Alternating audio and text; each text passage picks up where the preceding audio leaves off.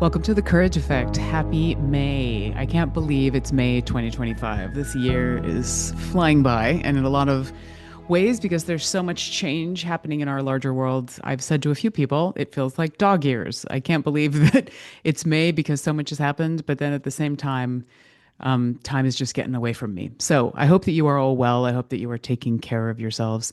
I am bringing back another listener favorite. And before I talk about that, I want to let you know that new episodes of The Courage Effect are coming very soon. Drum roll, please.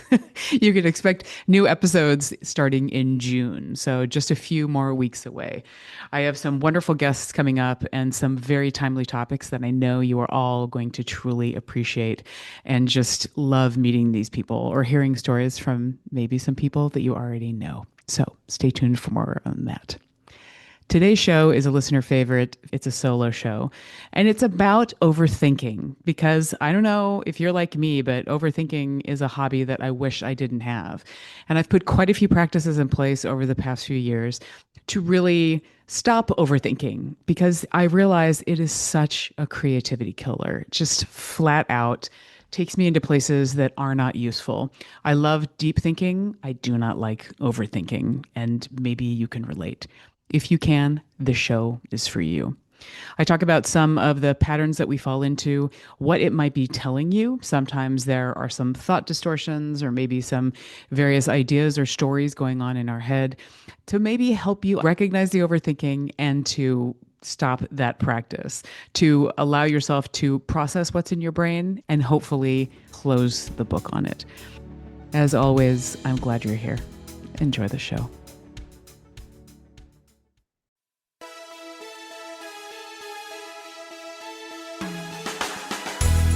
Welcome to The Courage Effect. I'm Suzanne Weller, and this is a show about growth and unleashing what's possible. You will hear inspiring stories about what courage looks like, how we navigate what's getting in our way, and the opportunities that surface when we choose courage over comfort. Let's get started. Hi, everyone. It's Suzanne. I'm so thrilled to have you listening today to The Courage Effect. The conversation that we're going to have today, it's a solo show. Topic that we're going to be covering today is creativity and overthinking. I've been reading Rick Rubin's book, The Creative Act, A Way of Being, which is highly recommended, really fantastic. And it's making me think about all of the different ways in which we are creative in our lives. And one of the core facets in the larger work that I do around leadership development at my company, Weller Collaboration, and one of the core things for me as a human being is I am very passionate about how do we create the environment, how do we create the conditions for us to be able to foster amazing things, fostering change when we want to see something happen differently in our lives, fostering growth for the people that are in our orbit or ourselves, or just, creating conditions for great things to happen. Those conditions start with us. One of my favorite Peter Drucker quotes is, as a leader, your first act is to orchestrate your own energy before you can orchestrate the energy of those around you. So when we think about how do we start with ourselves in that moment of creativity, opening up to what is possible and unleashing that, then we're able to create work. We're able to influence other people. We're able to then have different behaviors. But it all starts with us and that energy. And so much of that energy comes from our thinking, our thought patterns. So we fall into overthinking quite consistently. I mean, I was joking with a friend last week, we should start Overthinkers Anonymous and we would be some pretty regular members in that club. And maybe you would be sitting right there along with us. But how do we potentially look at our thoughts as our thoughts and use them in a creative way to unleash something different? How do we recognize when we fall into patterns of overthinking or overanalyzing? How are we distorting the world around us based on our thoughts? And how is that keeping us from being creative? So, I'd love to talk about this today, really starting with the idea of creativity overall. How do we potentially spend more time and respecting the process of actually creating things. And how do we then talk about self doubt? Because that's also a big part of where overthinking comes in, and moving beyond those patterns, those thought patterns that potentially get us into a dangerous situation. I do believe that us taking the time to really reflect on our thinking, and to really, to embrace our creativity takes courage. It takes a lot for us to be vulnerable and to expose ourselves in the world, our ideas, our art, our work. So just the creative act is courageous. I would love to use this time for us to have a little bit more of a discussion, I guess a discussion with myself and a discussion with all of you on what are the things that are getting in the way of us being courageous and being creative as a result.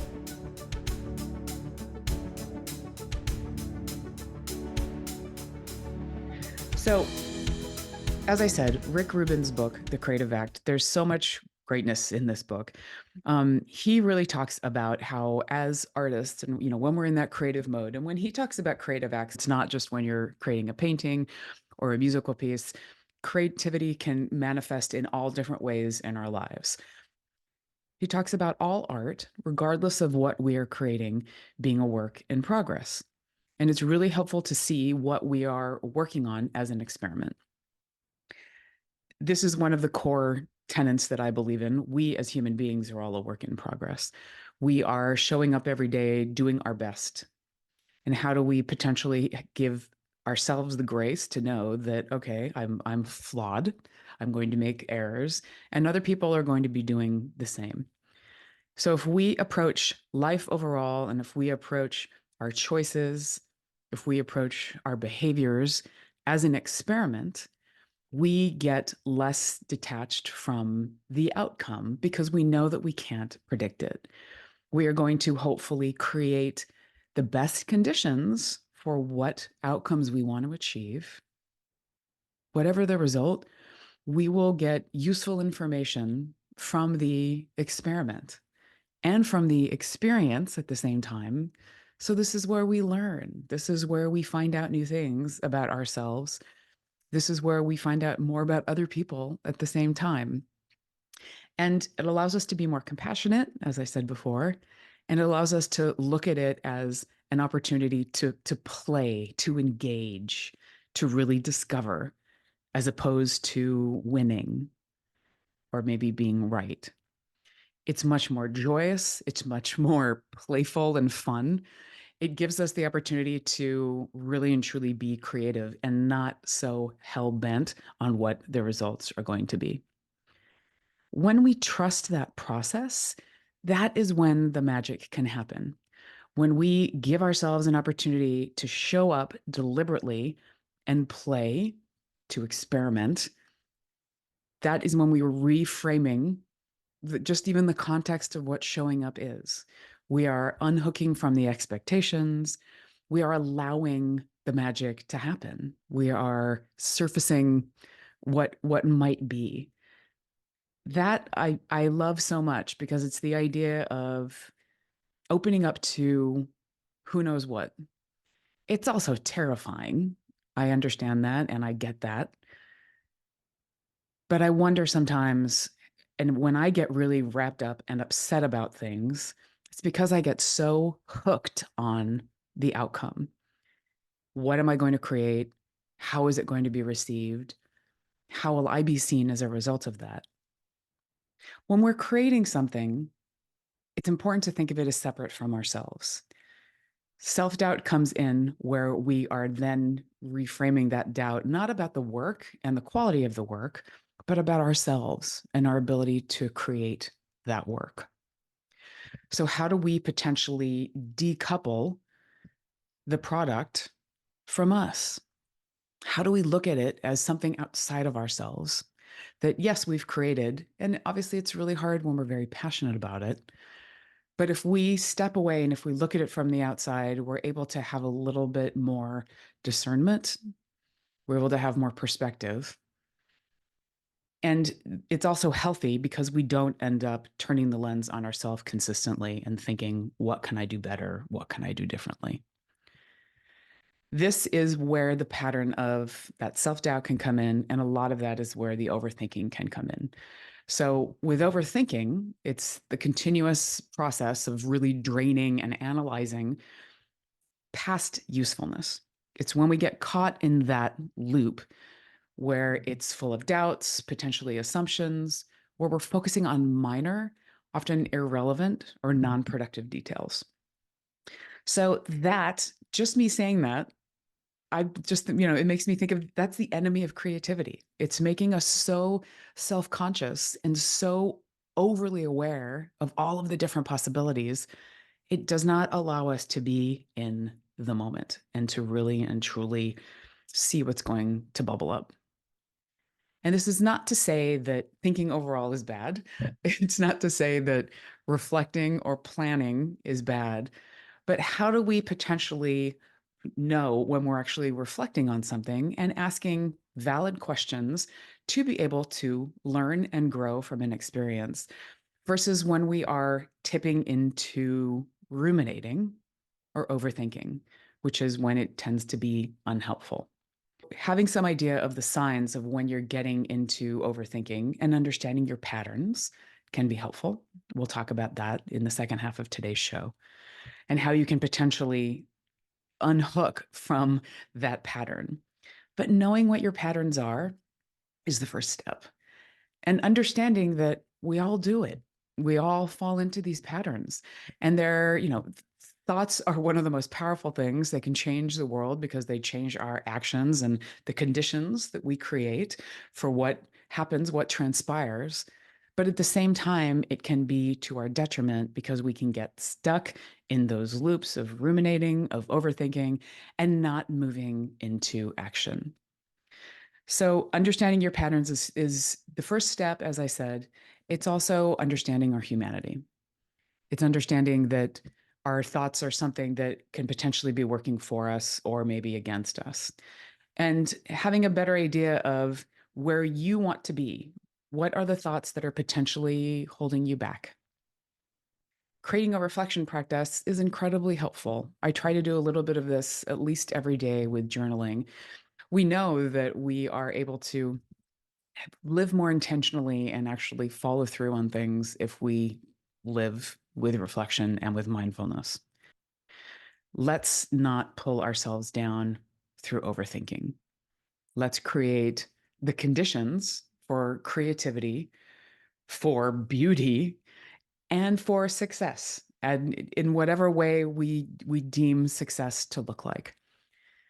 Because we live in an uncertain world. We live in a place where we don't necessarily know what's going to happen next, which makes us really anxious, and we want to be able to control it.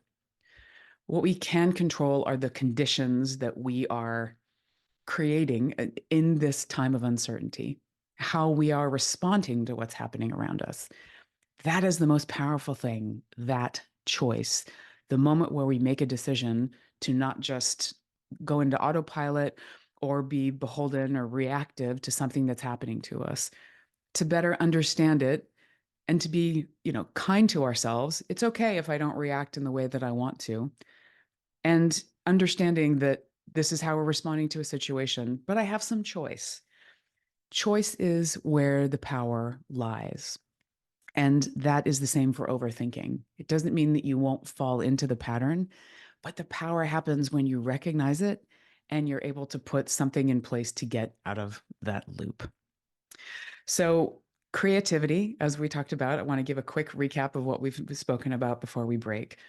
Creativity is really about opening up to possibility and creating the conditions for ideas and art, whatever art may look like for you to be able to manifest in the world or to support others to be able to manifest it. Understanding that thoughts and self doubt and all of these overthinking patterns are not to be, they're not surprising. But if we are seeing them as non productive and if they're really holding us back from being creative and we're just consistently reacting to what's happening in our world, that is not where we're actually going to see possibility. where we're not going to be innovating and we're probably going to feel like we're stuck and we're stagnant and we're not moving forward. In the second half, let's come back. We'll talk a little bit more about some of the patterns, knowing your patterns, where you might get stuck in that overthinking process, and how you can potentially break that overthinking loop. This is Suzanne. You're listening to The Courage Effect. We'll be right back. Each episode of The Courage Effect offers you a chance to meet inspiring guests, hear their stories, and spread what we call courageous contagion. The podcast's mission is to amplify courage in your lives, workplaces, and communities. So, how can you be a conduit for courage and support this podcast? The best no-cost way is simple. Subscribe or follow The Courage Effect and leave a comment or a review. You taking the time to do this helps us get the word out, to reach more people and amplify what's important to you. It also ensures that you won't miss any future episodes. I'm so honored that you're a part of this community, and I'm glad you're here. Now back to the show. Welcome back to The Courage Effect. This is Suzanne. The conversation that we are having today is about creativity, which I was really inspired by Rick Rubin's recent book called The Creative Act, and how overthinking can potentially be getting in the way of us being creative. And not just being creative as far as, creating art, but art as the larger, creativity in the world, however you define art, your work, your relationships. How might your self-doubt, overthinking, striving for perfectionism, all of these things be getting in the way of you creating what you want to within your life? So we talked about creativity and what can potentially get in the way of it. Let's talk about overthinking and why we tend to do it. It's important to know what the root cause is so that you can start having a better idea of how to unravel from the habit. The first root cause is perfectionism. We've talked about perfectionism on this show, which is something that I personally have struggled with. And it really is when we set standards for ourselves that are out of reach. They're unrealistic. So as a result, we second guess ourselves and we criticize ourselves for even the smallest errors. The second root cause is our desire for control. When we scrutinize situations endlessly, we're ultimately hoping to influence the outcome. And unfortunately, this is usually an illusion because when we're sitting in uncertainty, our minds kick into overdrive, triggering overthinking as we attempt to regain control by mapping out every possible scenario. The third root cause is our past experiences. If we were raised in high pressure surroundings, overthinking is a persistent coping mechanism where we become hypervigilant, where we are seeking safety and protection. And the fourth root cause is low self esteem. It's when we're doubting our abilities and our self worth. This can fuel us to replay events in search of possible blunders and to blow them up into something much larger than they actually were. And because we live in a society where success is glorified, failure is often seen as a defeat. So, a fear of failure can lead us to overanalyze every decision, every step, and again, every possible outcome. How do we potentially minimize and transform overthinking? How do we break free of its cycle? The first step is becoming aware of when we're doing it, and that means tracking our patterns. You can keep a thought log. I do this. I have it actually in an app on my phone. I have it on OneNote. You can write down when you recognize that you're falling into these dialogues in your head and make note of what was being said. Once you start tracking it, you have an idea of how often it's happening. And you can also start to recognize the thought distortions and maybe the triggers that are leading you into overthinking. So, what are we talking about when we say thought distortions? Some of the most common ones when we're creating stories in our head are catastrophizing. This is where we exaggerate minor issues. And an example of this is, let's say that you're late to a meeting and then you're afraid that you're going to be losing your job as a result. Next, there's mind reading. This is when we're assuming negative judgments from others. Perfect example of this is if somebody texts you and you don't hear back from them in the time that you were hoping to, and then you start to presume that they are mad or upset. It could be black and white thinking where it's either or, there's nothing in the middle, no shades of gray. When might you be falling into one of those polarities and not seeing various shades of difference?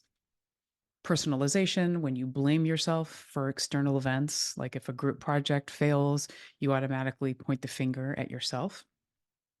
Or a negativity bias can take over, where you are filtering out the good stuff and you're potentially minimizing accomplishments and by way of that, making them seem insignificant.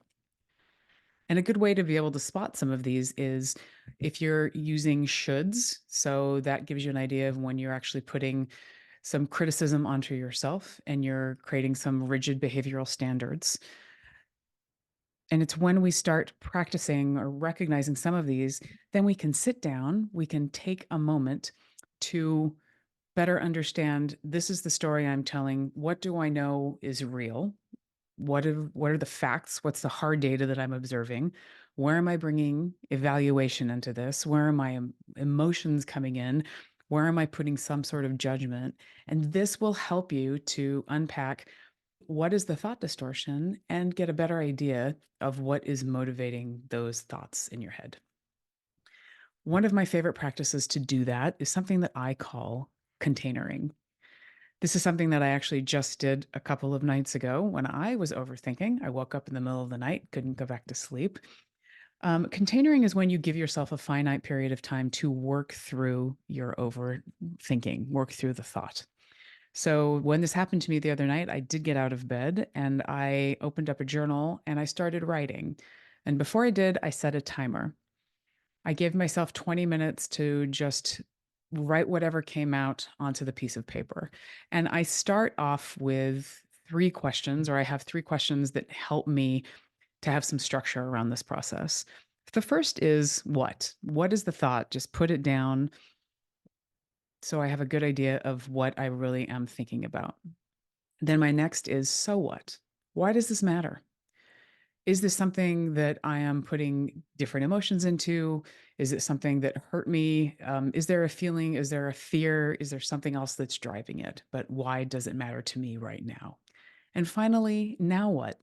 What am I going to do about it? Or what am I not going to do about it? And I make sure that at the end of my containering process, I have a now what? What am I going to do?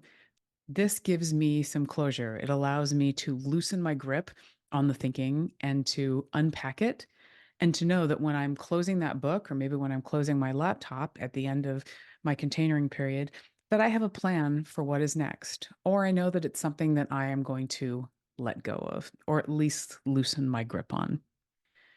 I love a 20-minute period. Maybe you need more. I actually love scheduling my containering. I have a time on my calendar, Friday afternoons, where if there are thoughts that come up during the week, if I find myself overthinking, okay, this is something that deserves some attention, but it's not for now.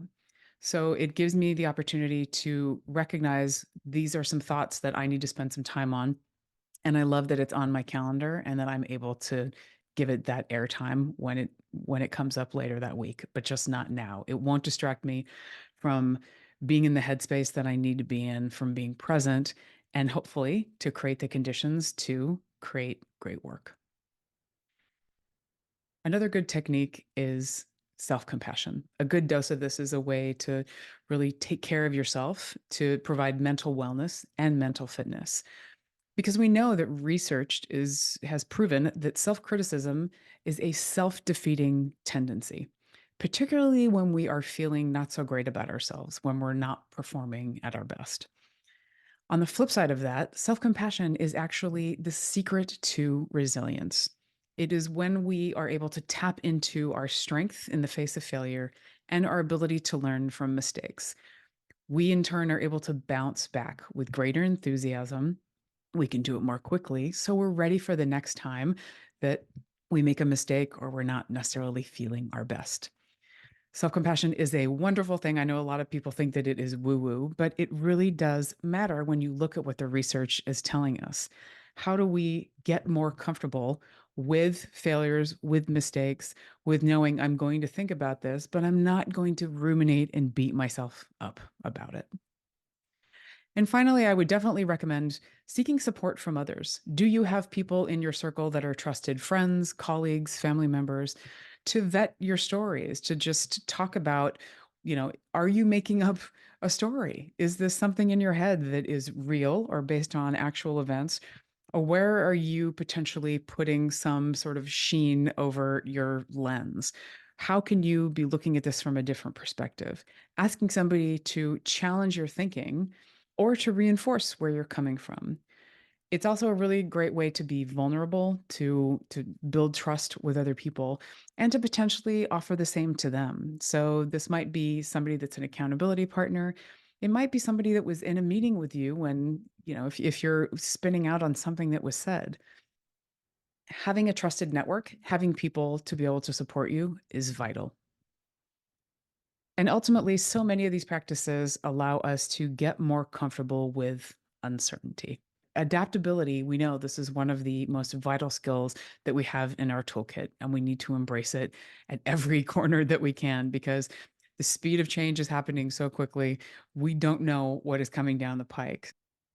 So, here is one way that we can start to get more comfortable with uncertainty is to identify a situation in our life where we don't feel certain, we don't feel confident. Maybe we're trying to predict every possible outcome rather than overthinking it to death. How might we let it unfold naturally? I recommend doing this with something that is lower stakes. So, okay, well, maybe if I don't do that this week, let's see what happens. Can really open you up to where you want to be spending your time, what's worth your time and your energy versus what's not, and for you to be able to unhook from the responsibilities that you might be putting on yourself or the standards that might be too high that aren't necessarily serving you, that are keeping you from being creative and not allowing you to surface discoveries and possibility. That is today's show. I really realize how important creativity is in my overall world. And I really want to say a big thank you to Rick Rubin for the book, The Creative Act. It is beautiful. It is a great reminder of how creativity can change our lives and our world. And if we're feeling stagnant or stuck, what are the things we might be able to do to decalcify a little bit and to potentially stop overthinking? Let's see overthinking for what it is as opposed to just assuming it's a part of our lives.